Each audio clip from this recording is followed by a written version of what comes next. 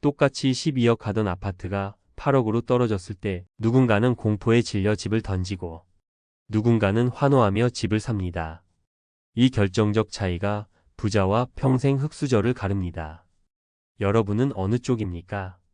2022년의 대폭락장 그리고 2025년의 변동성을 겪으면서 정말 많은 분들이 공포에 팔고 환희에 사는 뼈아픈 실수를 반복했습니다.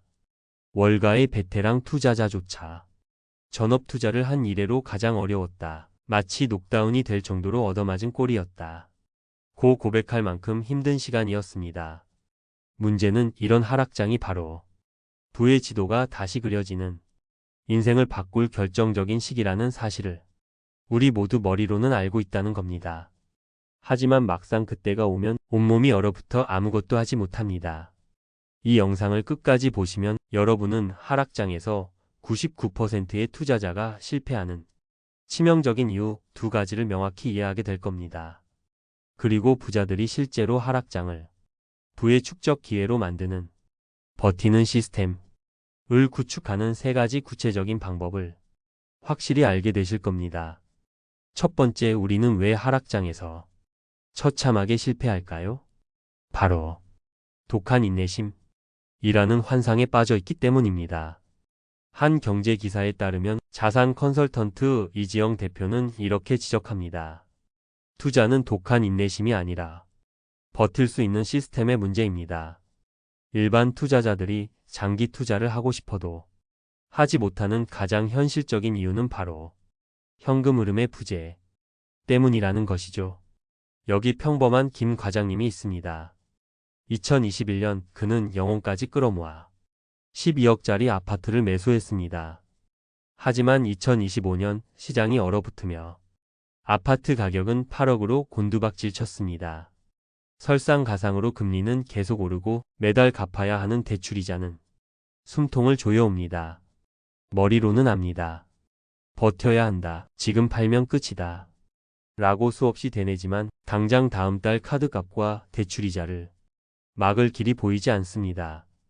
결국 그는 공포가 극에 달한 최저점에서 피눈물을 흘리며 아파트를 매도하고 맙니다. 반면 부자들은 어떻게 할까요? 그들은 똑같은 상황에서 상가 월세, 리츠나 배당주에서 나오는 현금 흐름으로 불어난 대출이자를 거뜬히 감당하며 버팁니다. 그리고 김 과장님이 던진 그 아파트를 여유롭게 줍습니다.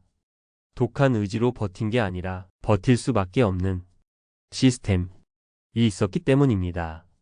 두 번째 실패 이유는 공포를 사라 는 위대한 격언을 완전히 오해했기 때문입니다. 한 경제 방송에 따르면 최근처럼 변동성이 큰 장세에서 개인 투자자들의 신용거래융자 잔고가 최대치를 기록했다고 합니다. 이건 정말 위험한 신호입니다. 공포를 사라 는 말을 빚내서 몰빵하라 는 뜻으로 잘못 해석한 사람들이 그만큼 많다는 뜻이니까요. 2차 전지 섹터가 급락하던 시절을 떠올려 보시죠. 수많은 개인 투자자들이 물타기에 나섰습니다. 하지만 한 투자 전문 유튜브의 분석처럼 그들 대부분은 명확한 원칙이 없었습니다. 트레이딩 관점이라면 마이너스 10%에서 칼같이 손절했어야 할 주식을 갑자기 장기 투자로 관점을 바꾸며 마이너스 50%가 되도록 물만 타다가 결국 계좌가 녹아내렸습니다. 이는 내가 잘 아는 기업에 투자한 것이 아니라 그저 가격이 싸졌다는 이유만으로 섣불리 매수했기 때문입니다. 한 투자 전문가는 이렇게 말합니다. 모르는 기업이 폭락할 때 사면 공포가 2배가 된다. 잘못된 용기는 용기가 아니라 만용일 뿐입니다. 여러분이라면 이 상황에서 어떤 선택을 하셨을 것 같나요? 자, 지금까지 우리는 하락장에서 실패하는 두 가지 뼈아픈 현실을 살펴봤습니다. 하지만 좌절하긴 이릅니다. 지금부터가 진짜 중요합니다. 이 실패의 법칙을 역이용해서 부자들처럼 위기를 기회로 만드는 구체적인 방법을 이야기해 드릴 겁니다. 위기를 기회로 바꾼 사람들의 이야기를 먼저 해보죠.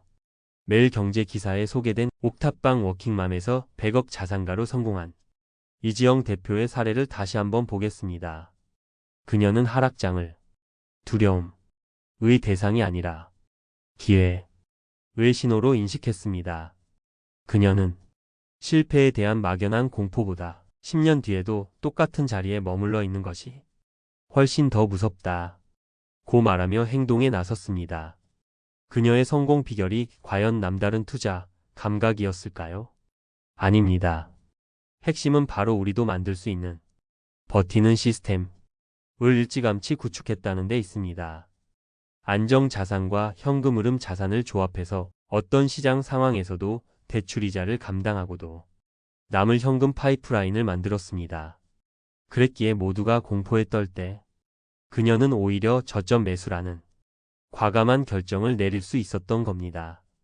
이제 여러분의 계좌에 바로 적용할 수 있는 하락장 방어 시스템 구축 로드맵 3단계를 알려드리겠습니다. 첫째, 포트폴리오의 강철 뼈대를 세우십시오. 바로 VO입니다. 어떤 개별 종목을 사야 할지 확신이 서지 않을 때는 가장 확실한 대상에 투자해야 합니다. 바로 미국이라는 나라 그 자체입니다. S&P 500 지수를 추정하는 ETF, VO를 여러분의 연금 저축 펀드나 IRP 계좌에서 매달 월급의 10%씩 꾸준히 적립식으로 매수하십시오. VO의 지난 10년 연평균 수익률은 약 11%에 달합니다. 이것이야말로 하락장에서도 미국 경제가 망하지 않는 한 반드시 회복된다는 강한 믿음을 주는 가장 튼튼한 포트폴리오의 뼈대입니다. 둘째, 마르지 않는 현금 흐름 파이프라인을 만드십시오. 그 답은 SCHD에 있습니다. 안정적인 배당 현금 흐름을 만들어주는 미국 대표 배당 성장 ETF SCHD를 전체 포트폴리오의 10%에서 20% 비중으로 꾸준히 모아 가십시오. SCHD는 연평균 3% 중반의 안정적인 배당을 지급합니다. 자, 한번 계산해 볼까요?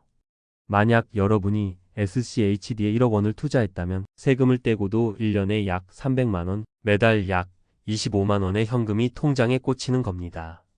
이 돈은 하락기에 대출이자를 막아주는 든든한 방패가 되고 VO를 추가로 매수할 수 있는 강력한 총알이 되어줄 겁니다. 이것이 바로 부자들이 말하는 시스템의 핵심 동력입니다. 마지막 셋째, 세금 방패막으로 여러분의 시스템을 최종 강화하십시오. ISA와 연금 저축 계좌를 활용하는 겁니다. VO나 SCHD를 일반 계좌에서 투자하는 것은 아주 큰 실수입니다. 반드시 연금 저축 펀드나 IRP 계좌에서 먼저 투자하십시오. 연간 900만 원 한도까지 최대 16.5% 무려 148만 5천 원의 세금을 연말 정산 때 돌려받을 수 있습니다. 이 환급금으로 ETF를 한 주라도 더 사십시오. 또한 연금 계좌 안에서 발생한 배당소득세 15.4%는 당장 내지 않고 수십 년 뒤 연금을 받을 때 3.3%에서 5.5%의 낮은 세율로 내게 됩니다. 이는 세금마저 완전히 내 편으로 만들어 복리 효과를 극대화하는 가장 강력하고 확실한 버티는 시스템의 완성입니다. 하락장은 부자와 빈자를 가르는 냉정한 시험대입니다. 그리고 이 시험을 통과하는 열쇠는 독한 인내심이나 타고난 감각이 아니라 어떤 폭풍 후에도 흔들리지 않는 당신만이 버티는 시스템을 갖추는 것입니다. 지금 시장이 주는 공포는 10년 뒤 당신이 부자가 되어 있을 거라는 가장 강력하고 확실한 신호입니다. 두려워하지 마십시오. 그 공포의 벽은 당신이 딛고 올라설 수 있는 부의 계단이 될 것입니다. 지금 당장 증권사 앱을 켜고 연금 저축펀드 계좌에 단 10만 원이라도 좋으니 자동 이체를 신청하고 VO 한 주를 예약 매수해 보십시오. 그 작은 실천 하나가 당신의 10년 후를 완전히 바꿔놓을 겁니다. 여러분이 하락장을 이겨내기 위해 세운 자신만의 원칙이나 목표가 있다면 댓글로 공유해 주십시오. 공개적인 다짐의 힘을 믿으십시오. 구독과 좋아요는 더 좋은 콘텐츠를 만드는 데 정말 큰 힘이 됩니다. 당신의 돈이 잠자는 동안에도 일하기를 바라며 부자의 서재였습니다.